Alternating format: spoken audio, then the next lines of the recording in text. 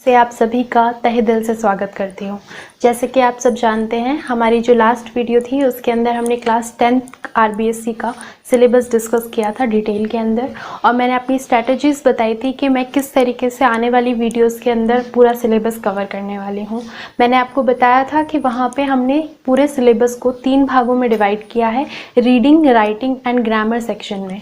तो आज का जो हमारा टॉपिक है, जो आज की हमारी वीडियो है, वो राइटिंग सेक्शन के एक टॉपिक का, एक पॉइंट का डिस्कशन होगा, जिसमें शॉर्ट पैराग्राफ जो हमारा आज का टॉपिक होगा। शॉर्ट पैराग्राफ में सबसे पहली चीज़ हम जो नॉर्मली स्टार्ट करने से पहले मैं आपको बताना चाहूँगी कि नॉर्मली जो क्या होता है, राइटिंग सेक्शन होता है हमारा इंग्लिश के अंदर या किसी भी लैंग्वेज सेक्शन के अंदर, तो वहाँ पे आपको एक पर्टिकुलर लिमिट्स दी जाती हैं, पर्टिकुलर वर्ड लिमिट दी जाती है कि आपको इतने ही शब्दों में अपना पॉइंट बताना है, पॉइंट क्लियर करना है। जो आप बताना चाहते हैं एग्जामिनर को, वो आपको इतने ही पॉइंट्स के अंदर, इतने वर्ड्स के अंदर एक्सप्लेन करके समझाना है। तो आज जो हमारा टॉपिक है वो शॉर्ट पैराग्राफ है, और जैसे कि वर्ड लिमिट है वो इम्पॉर्टेंट है इसमें।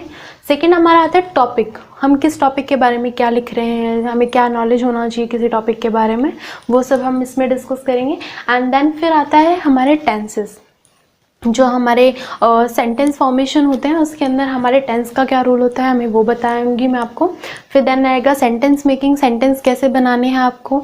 एक राइटिंग सेक्शंस में जब आप सेंटेंस बनाते हैं उसमें क्या क्या चीज़ें ध्यान रखनी है, हम उस बारे में डिस्कस करेंगे। देन फिर आता है important points of paragraph, paragraph writing के टाइम पे आपको क्या इंपॉर्टेंट चीज़ें ध्यान रखनी है लिखते वक्त। देन आता है repetition of words and sentences, किसी भी वर्ड और सेंटेंस का रिपीटेशन कहाँ होना चाहिए, कितनी बार होना चाहिए, उस बारे में हम बात करेंगे।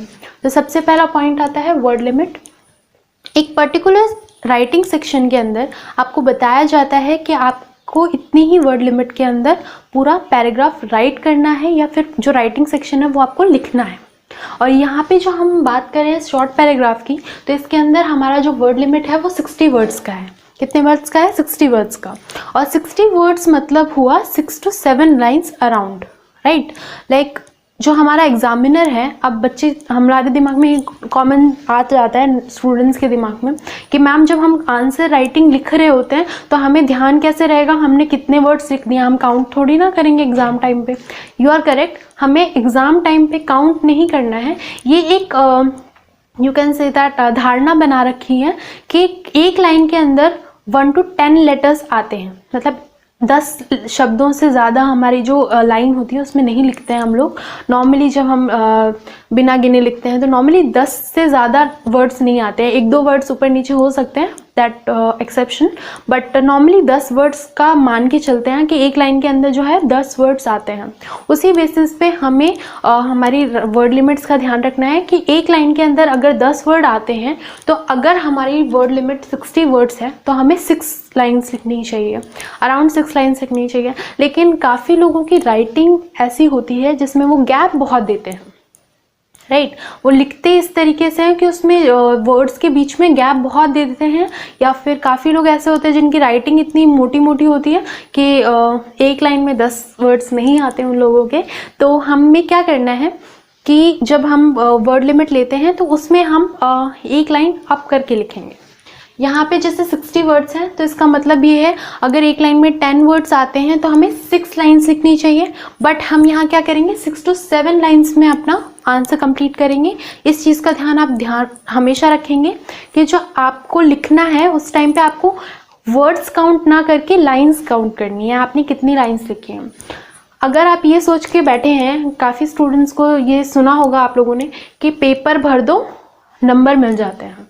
Language is not that type of subject जिसके अंदर आपको पेपर भरने से नंबर मिलते हैं, या आप कुछ भी अनशंट लिखेंगे तो आपको नंबर मिल जाएंगे, नहीं। लैंग्वेज एक ऐसा सब्जेक्ट है जिसमें आपको टू द पॉइंट चीज़ें लिखेंगे तो आपको ज़्यादा अच्छे से मार्क्स मिलेंगे। और अगर आपकी राइटिंग अच्छी है, आपका एक्सप्रेशन जो आप एक्सप्रेस करना चाहते हैं एग्जामिनर को, वो एक्सप्रेस करने का तरीका अच्छा है, तो आप बहुत ईजीली नंबर आ सकते हैं, आराम से पा सकते हैं। और सबसे बड़ी बात कि आपको पैराग्राफ, अगर आपको पर्टिकुलर लिमिट दी गई है, आपको उसी में लिखना है, आपको उसको एक्सीड नहीं करना है और ना ही उससे कम लिखना है। आपको टू द पॉइंट और टू द वर्ड लिमिट ही लिखना है। ये चीज़ आपको ध्यान रखनी है कि राइटिंग सेक्शन में word limit is very important point while writing something. Okay, next हमारा टॉपिक आता है टॉपिक। अब बात करेंगे टॉपिक में क्या इंपॉर्टेंट है। टॉपिक इसलिए इम्पॉर्टेंट है कि अगर हमें कोई टॉपिक दिया जाता है, हमें लिखना है उसके बारे में, तो हम में से आधे लोग होते हैं, अरे यार मैंने तो इसके बारे में सुना ही नहीं और मैं कैसे लिखूंगा इसके बारे में। जब हम एग्ज़ाम पेपर में देखते हैं और हमने अगर उससे रिलेटेड कुछ सुना नहीं है, हमने कुछ पढ़ा नहीं है, वो टॉपिक हमने कभी पढ़ा नहीं है, तो हम क्या लिखेंगे। ये हमारा फिर माइंड जो है वो काम करना बंद कर देता है। लेकिन हमें टॉपिक को एक एग्ज़ाम के वे में नहीं देखना है, हमें उसे इंटरेक्ट करना है। जब हम टॉपिक पढ़ते हैं तो हमें इंटरेक्ट करना है कि अगर ये टॉपिक हमारे एग्ज़ाम में नहीं आता, और अगर मान लीजिए हम एज अ फ्रेंड मतलब किसी फ्रेंड के साथ डिस्कस कर रहे हैं और उसने वो टॉपिक मुझे बता दिया है कि चलो तुझे याद है आमेर फोर्ट के बारे में तुम जानते हो, थोड़ी बहुत हम फिर क्या करते हैं, जब हम फ्रेंड्स के साथ डिस्कस करते हैं तो हमें जो नॉलेज होता है हम बता देते हैं, राइट। तो हमें इसके अंदर भी यही करना है। अगर हमें टॉपिक के बारे में कोई नॉलेज नहीं है, हमने उसका सिर्फ सुना है, कभी मतलब रीडिंग नहीं किया उसके बारे में, हमें ज़्यादा नॉलेज नहीं है उस टॉपिक का, तो हमें क्या करना है, हमें अपना दिमाग लगाना है और जो हम उससे रिलेट कर सकते हैं, जिस टॉपिक से हम किसी भी टॉपिक से रिलेट करें। मान लीजिए अगर वाटर पॉल्यूशन है तो वाटर पॉल्यूशन से रिलेटेड हमें चीज़ें पता है, लेकिन वाटर पॉल्यूशन के बारे में ज़्यादा नहीं पता, बस हम टॉपिक को पढ़ के ये बता सकते हैं जल प्रदूषण, लेकिन हमें ये नहीं पता कि जल प्रदूषण कैसे हो रहा है, ये सब नहीं पता। लेकिन हमें पॉल्यूशन पता है कि पॉल्यूशन कैसे होता है, क्या हार्म्स होते हैं, क्या एडवांटेज होते हैं, क्या डिसएडवांटेज होते हैं। और एक लैंग्वेज स्टूडेंट होने के नाते, एक अगर हम किसी सब्जेक्ट को पढ़ रहे हैं तो उस लैंग्वेज मतलब इंग्लिश लैंग्वेज के स्टूडेंट होने के नाते आपको पता होना चाहिए आपको उसका फॉर्मेशन कैसे करना है, उस क्वेश्चन का फॉर्म कैसे करना है, उस एक टॉपिक को आप कैसे एक्सप्लेन कर सकते हैं। ये नॉलेज होना बहुत ज़रूरी है। और ये कैसे आएगी, अगर आप रीडिंग करते रहेंगे चीज़ों को, लाइक आप अपनी एनसीईआरटीज़ पढ़ेंगे, आप कि एनसीईआरटी से रिलेटेड ही आते हैं आपके टॉपिक्स, आपके डे टू डे लाइफ से रिलेटेड टॉपिक्स आते हैं, आप न्यूज़पेपर रीडिंग करते हैं, तो आपको ये सब चीज़ें पता होंगी, आपको अवेयरनेस होगी और अवेयरनेस से आप बहुत अच्छा लिख सकते हैं, आप अपने थॉट्स को एक्सप्रेस कर सकते हैं। सो टॉपिक इज़ वेरी इंपॉर्टेंट कि आप क्या करेंगे, आप जब भी कोई मतलब एग्ज़ाम जब देखेंगे तो आपके जो टॉपिक्स होते हैं उसके बारे में वहाँ देख के, और आपको अपने जो पॉइंट ऑफ व्यू, आपका जो आइडिया है उससे रिलेटेड, वो आपको लिखना है वहाँ पे। नेक्स्ट आता है हमारा टेंस। टेंस भी हमें सब्जेक्ट से रिलेटेड ही लिखना होता है। लाइक हम यहाँ पे टेंस की बात करें तो टेंस जो नॉर्मली हम यूज़ करते हैं पैराग्राफ में, शॉर्ट पैराग्राफ में, वो होता है, दो टाइप के टेंस हम यूज़ करते हैं। एक होते हैं पास्ट टेंस और एक होता है प्रेजेंट टेंस। अब आप बोलेंगे मैम पास्ट और प्रेजेंट टेंस का क्या सीन है यहाँ पे, तो मैं आपको बता देती हूँ। पास्ट टेंस मतलब ये हुआ कि अगर टॉपिक जो है वो टॉपिक अगर हमारा है किसी विजिट से रिलेटेड, फॉर एग्जाम्पल कि हमारे को टॉपिक दिया जाए द लास्ट पिकनिक, जो आपने लास्ट पिकनिक की थी उसके बारे में आपको लिखना है।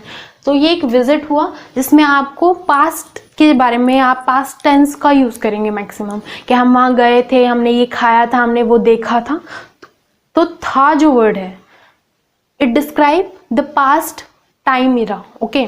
तो उसी तरीके से प्रेजेंट की बात करते हैं, like for example your favourite teacher और योर हॉबीज़। तो अगर आपसे कोई बोले कि आपके हॉबीज़ के बारे में बताइए, आप क्या, आपकी हॉबीज़ क्या हैं, ये सब बताना है आपको, तो आप क्या बताएंगे, मेरी हॉबी ये है, मुझे ये पसंद है।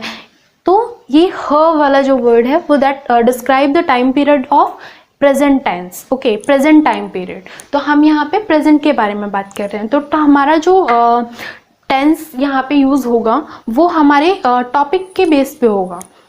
हम जो सेंटेंस फॉर्मेशन करेंगे उसमें जो टेंस हम यूज़ करेंगे वो हमारे टॉपिक से रिलेटेड होगा। अगर हमारे विजिट्स हैं, हमारे कोई टॉपिक है जैसे ग्लोबल वार्मिंग आ गया, तो वो प्रेजेंट के अंदर आएगा, क्योंकि इन कंटिन्यूस ग्लोबल वार्मिंग हो रही है और उसका इफेक्ट पड़ता है हमारी लाइफ में, अभी भी पड़ रहा है, so that was in present. ये एक टॉपिक जो है वो प्रेजेंट के अंदर होगा।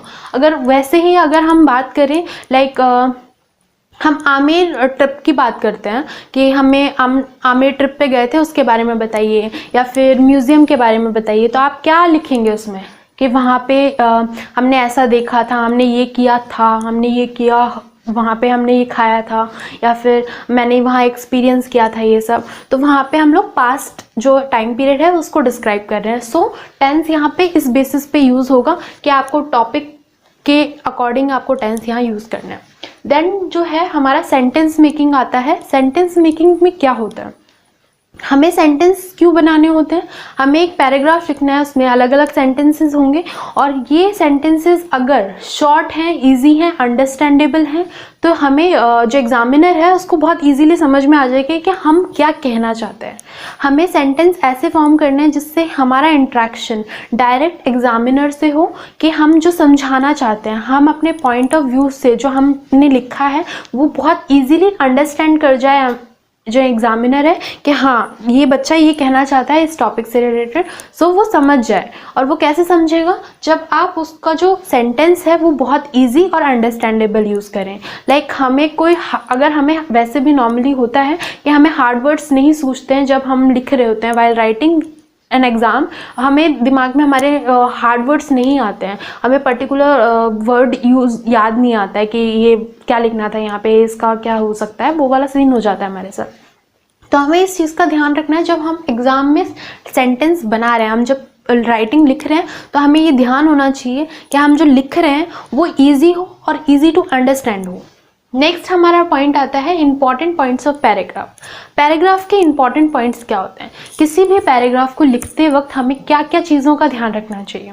सबसे पहले हमें एक पिक्चर बनानी है। जब हम ये सब देख लेते हैं उसके बाद हमें एक पिक्चर बनानी है कि हम एक्चुअल में एक पैराग्राफ में चाहते क्या हैं, हम इस पैराग्राफ में के ज़रिए हम एग्जामिनर को क्या बताना चाहते हैं, ये क्वेश्चन हमसे क्या पूछ रहा है, हमें ये चीज़ ध्यान रखनी है। तो सबसे पहली चीज़ आती है, अगर हम ग्लोबल वार्मिंग के बारे में बात कर रहे हैं तो हम पॉल्यूशन के बारे में बात करेंगे। सबसे पहले हमारी जो 2 लाइन्स हैं उनके अंदर हम पॉल्यूशन के बारे में बात करेंगे, रीज़न के बारे में बात करेंगे, किस रीज़न की वजह से ग्लोबल वार्मिंग बढ़ रही है, क्या क्या कॉजेज़ हैं जिसकी वजह से हम ग्लोबल वार्मिंग को रोक सकते हैं, क्या ओजोन डिप्लीशन किस तरीके से रिएक्ट करता है, क्या प्रॉब्लम है। अगर हम एज ए आर्ट स्टूडेंट बात कर रहे हैं तो हमें ये पता होना चाहिए कि क्या क्या मेजर फैक्टर्स हैं। लाइक मतलब एक लैंग्वेज स्टूडेंट के अकॉर्डिंग हमें पता होना चाहिए कि क्या क्या मेजर फैक्टर्स हैं जो हमें इस टॉपिक से रिलेटेड इश्यूज़ हैं जो हमें पता होने चाहिए। हमें अपने आप को डिस्क्राइब करना है कि हमें उसके एडवांटेज, डिसएडवांटेज, कॉजेज़, ये सब हमें बताने होंगे।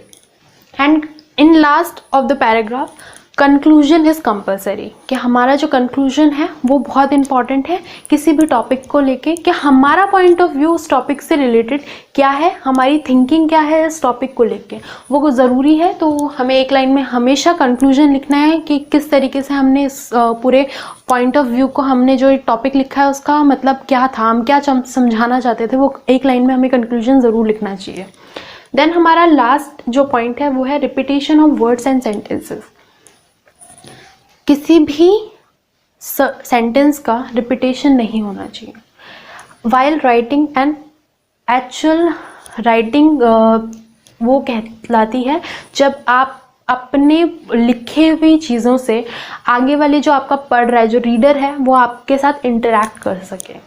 तो यहाँ पे ऐसा होता है कि अगर हम एक ही चीज़ को दोहराते जाते हैं, किसी भी एक सेंटेंस को अगर हम रिपीट करते जाएंगे या किसी एक पर्टिकुलर वर्ड को रिपीट करते जाएंगे, तो इंट्रैक्शन ऑफ अ रीडर वो हट जाता है, वो नहीं हो पाता कि हम जब रीड कर रहे होते। एक रीडर होने के नाते मैं बता रही हूँ, अगर एक ही सेंटेंस को मैं 10 बार पढ़ती हूँ तो मेरा इंट्रैक्शन उस बुक से या फिर उस पर्टिकुलर एरिया से, आर्टिकल से इंटरेस्ट हट जाता है। तो repetition of words and sentences नहीं होने चाहिए पूरे शॉर्ट पैराग्राफ के अंदर, ये चीज़ आप ध्यान रखेंगे।